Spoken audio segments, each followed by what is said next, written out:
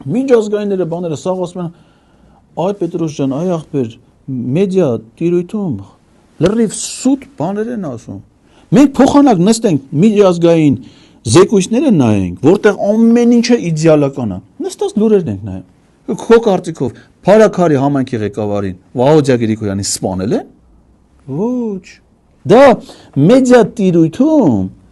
տարածված տեղեկատվություն է։ Այն քո կարծիքով, որ Աչափնյակում ասենք երկու խմբավորում իրար տալիս են, մեկը մահանում է, մյուսներին վիրավորներ, հիվանդանոց, ծանր պրոպագանդա։ Չկա տես բան,